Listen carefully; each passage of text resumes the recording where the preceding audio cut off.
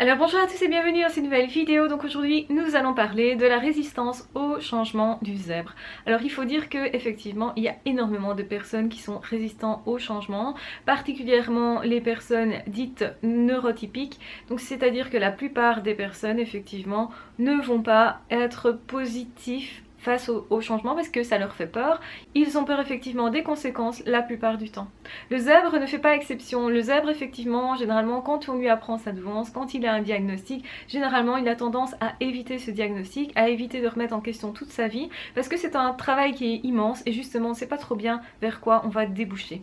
D'où l'importance pour les zèbres d'être guidés, d'être justement en mesure de pouvoir se dire, ben voilà vers quoi je vais, quel est mon objectif, ma vie va être plus épanouissante effectivement, je vais ouvrir pas mal de barrières qui vont permettre de me réaliser, mais effectivement si on n'a pas conscience de ça, ben ça pose problème parce qu'on aura tendance à éviter.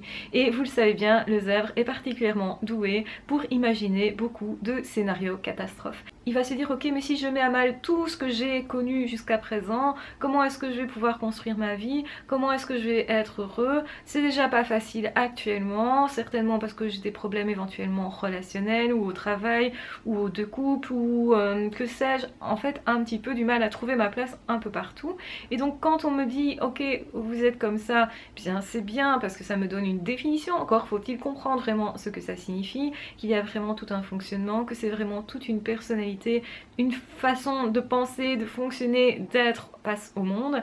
Et ça c'est pas juste un QI qui va vous dire voilà vous avez 130, 140, parfait, vous êtes surdoué et voilà le résultat, vous avez un joli papier et c'est tout. En réalité le but c'est de savoir mais qu'est-ce que je vais faire de ça, qu'est-ce que je vais faire de cette vie, qu'est-ce que j'ai l'intention d'en faire aussi. Et ça c'est votre personnalité, c'est votre cheminement qui va le dire, qui va le révéler. Quel est votre objectif? C'est définir un objectif qui sera précis, plus ou moins, ou que l'on va préciser au fur et à mesure, et qui va vous permettre justement de vous aiguiller. Effectivement, le problème des zèbres, c'est qu'ils n'ont pas de boussole, c'est qu'ils ne savent pas trop bien où ils vont aller, et si vous ne savez pas où vous allez aller un peu n'importe où, vous allez être entraîné par des personnes qui ont peut-être de forts caractères, comme notamment certains manipulateurs, et malheureusement aussi, vous allez vous rendre compte que vous êtes en train de faire plein de choses, mais des choses qui ne vous nourrissent pas, des choses qui ne vous donnent pas sens en fait.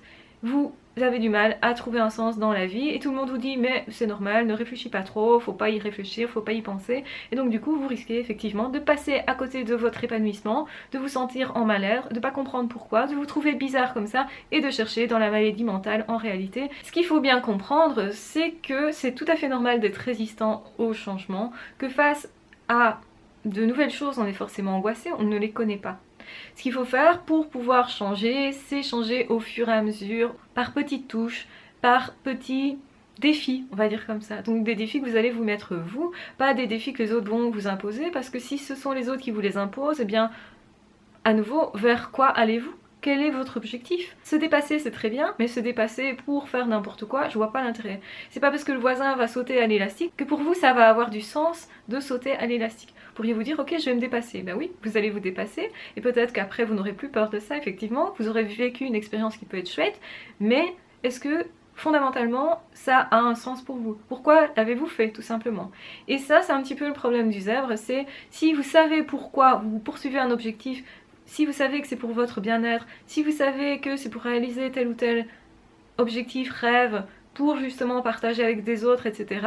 Si votre objectif est puissant et vraiment vous l'incarnez, vous êtes passionné par ça, rien ne pourra vous arrêter et vous allez vous dépasser et en fait vous aurez forcément peur mais la peur sera moindre par rapport à votre envie et c'est ce qui va vous pousser à l'action, à vous mettre en action, à ne plus justement procrastiner. On procrastine aussi parfois parce qu'on n'a pas assez de buts, pas assez d'objectifs, parce qu'on ne voit pas ça assez clairement, parce qu'on n'est pas assez passionné, tout simplement investi et parce qu'on ne s'autorise pas. Donc il y a aussi le côté je m'autorise à réaliser ce qui est important pour moi, à me centrer sur moi du coup, parce que c'est ça que ça veut dire, se centrer sur soi, c'est se dire quel est mon rêve, quel est mon objectif, vers quoi je vais, etc. Qu'est-ce que je veux réellement, fondamentalement. Et si effectivement j'ai un objectif qui n'est pas net, qui n'est pas précis, qui n'est pas incarné, ben forcément pourquoi je ferais ça? Donc forcément je ne bouge pas dans ce cas-là. Et du coup ben, ça peut créer des angoisses quand effectivement vous êtes résistant au changement, il faut se poser la question, est-ce que ces changements sont bons pour moi? Est-ce que ce sont des choses que j'ai choisies moi? Ou est-ce que ce sont des choses qu'on m'impose de l'extérieur? Donc évidemment, plus ça va être imposé à un zèbre et moins forcément ça va être intéressant pour lui. Donc autrement dit, plus il va ressentir de l'angoisse, plus il ressent de l'angoisse, plus il va se faire des films, plus il va se traiter d'incapable, se dire qu'il n'est pas assez bien pour rentrer dans la société, ou pour telle ou telle personne, ou par rapport aux autres, etc. Il va se sentir minable, se dégrader, s'humilier et perdre son estime. Et donc le problème de tout ça, c'est que ça fait boule de neige et qu'à un moment donné, il peut rentrer en dépression juste parce qu'il ne sait pas quels sont ses objectifs et qu'il a essayé de se forcer à faire des choses qui ne sont pas fondamentalement partie inhérente de lui-même, c'est-à-dire ça ne lui correspond pas, c'est-à-dire ce n'est pas lui tout simplement, ce n'est pas son rêve.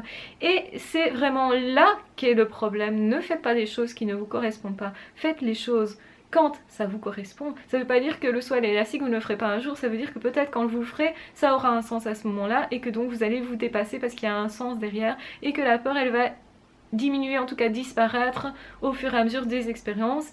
Et du coup, ce qui est important, c'est se dire pourquoi je suis résistant au changement. Quel est ce changement? Quels sont ces changements? De qui viennent ces changements? De moi? Des autres? Alors quand on essaye de se changer soi, c'est normal d'être résistant aussi parce que on a fonctionné pendant X temps d'une certaine façon. Donc forcément il faut du temps, X temps aussi, pour défaire ça. Donc il faut être tolérant avec soi, il faut y aller petit à petit. Pas après pas. Et ça peut se décoincer plus vite que ce que vous croyez. Mais les premiers pas généralement sont les plus longs, les plus difficiles. Et après ça devient plus facile. Parce que vous avez l'habitude déjà de vous challenger, de vous dépasser ou de justement secouer un petit peu les personnes autour de vous. Et donc c'est moins problématique. Vous savez comment les autres vont réagir. Vous saurez déjà à l'avance quelles seront les réactions des autres. Et alors vous n'aurez pas peur puisque vous allez vous dire mais oui, mais c'est pas pour ça que je peux pas me réaliser puisque je l'ai déjà fait. J'ai déjà été affronter cette personne-là dans telle situation. Eh bien c'est rien si je dois l'affronter aussi dans une autre situation. Voilà, c'est pas très grave, j'ai déjà cette habitude. Donc du coup j'ai moins peur tout simplement. Même si ça me fait pas plaisir évidemment d'être pas d'accord avec telle ou telle personne. Ça me fait pas le plaisir que ces personnes ne me valorisent pas nécessairement. Mais voilà, on fait comme on peut et si ce comme on peut est déjà pas mal, eh bien on peut aussi se féliciter et se dire ok, je peux avancer. Donc pourquoi avoir cette résistance au changement? Eh bien c'est normal d'être résistant, c'est normal de ne pas pouvoir tout changer d'un coup. Il faut faire ça par étapes et choisir surtout vous, ce qui est important pour vous. On ne fait pas n'importe quoi dans sa vie, on ne s'engage pas dans n'importe quoi, ni avec n'importe quelle personne, mais il faut savoir où l'on va. Et justement, on devient un leader qu'à partir du moment où on sait où l'on va. Un leader naturel, donc c'est-à-dire pas avec la force, mais quelqu'un qui simplement est investi dans une mission, dans une passion, dans quelque chose, et les autres vont se dire « Ah tiens, cette personne sait où elle va, je vais la suivre un moment parce que ça me paraît intéressant pour moi aussi. » Et c'est ça qui devient important, c'est que chacun trouve vraiment sa voie, et peut-être que vous allez rencontrer des gens qui vous facilitent le travail, qui vous aiguillent un petit peu, qui justement vous remet peut-être sur le chemin quand vous êtes un peu égaré, perdu, etc. Mais en attendant, résistance au changement, c'est logique. Maintenant, si c'est résistant au point d'être statique, de ne pas bouger, là c'est un autre problème. Ça veut dire que vous n'acceptez pas de vous autoriser, vous n'acceptez pas de vous challenger ou vous essayez de vous challenger de façon trop directe, trop forte, trop frontale.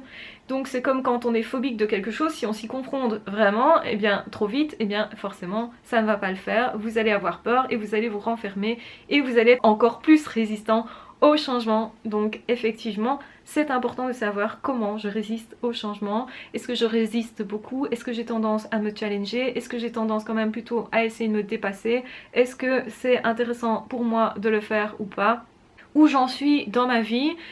Est-ce que je suis bloquée à certains niveaux? Si oui, eh bien est-ce que je peux faire des toutes petites actions, même ridicules, qui va en fait me permettre d'avancer? Elles sont pas ridicules dans la mesure où justement ça donne un résultat après coup. Elles sont peut-être ridicules du point de vue de plein de personnes, mais on s'en fiche un petit peu des opinions des autres. Ce qui est important, c'est que vous avanciez sur votre chemin, que vous y alliez, que vous essayez justement de progresser, et plus vous allez progresser et plus ça va être facile pour vous parce que vous aurez l'habitude simplement de vous adapter, de vous changer, de vous transformer. Et si vous le faites dans un domaine, ben forcément ça va aussi avoir un impact sur un autre domaine. Beaucoup de personnes se disent ben, si je réussis au niveau professionnel, ben, c'est pas pour ça que je vais réussir au niveau relationnel. Et bien peut-être que si, qu'au niveau professionnel vous avez appris à collaborer avec des personnes et que justement ça vous donne aussi une certaine confiance en vous, vous montre votre valeur et que donc du coup au niveau relationnel vous êtes plus à l'aise, vous êtes investi par une passion et peut-être le fait d'être justement bien au niveau professionnel va faire que vous avez un équilibre, que vous avez trouvé aussi une façon de vous relaxer, une façon aussi d'être investi dans quelque chose, d'être passionné et forcément vous allez être beaucoup plus joyeux, plus positif dans vos relations, donc ça va forcément impacter vos relations. Donc c'est vrai que dans la vie on a plusieurs domaines entre guillemets dans lesquels on veut s'épanouir absolument, des domaines prioritaires par rapport à d'autres et ça peut se modifier au cours du temps, mais effectivement vous ne pouvez pas travailler dans un domaine sans que ça ait un impact sur un autre domaine. Donc si vous fermez à quelque chose dans un domaine, eh bien pensez que ça peut avoir un impact sur votre profession. Par exemple si au niveau couple vous vous dites ok ça fonctionne pas, je renonce, eh bien au niveau professionnel, peut-être que vous allez plus facilement vous mettre à distance d'une personne qui voudrait collaborer avec vous, vous allez être moins à l'aise relationnellement parce que justement à la maison vous n'avez pas quelqu'un pour vous soutenir ou qui vous titille aussi, qui vous fait vous connaître mieux. Donc effectivement c'est normal d'être résistant au changement. Alors de quoi vient cette résistance? Est-ce qu'il y a eu un traumatisme derrière?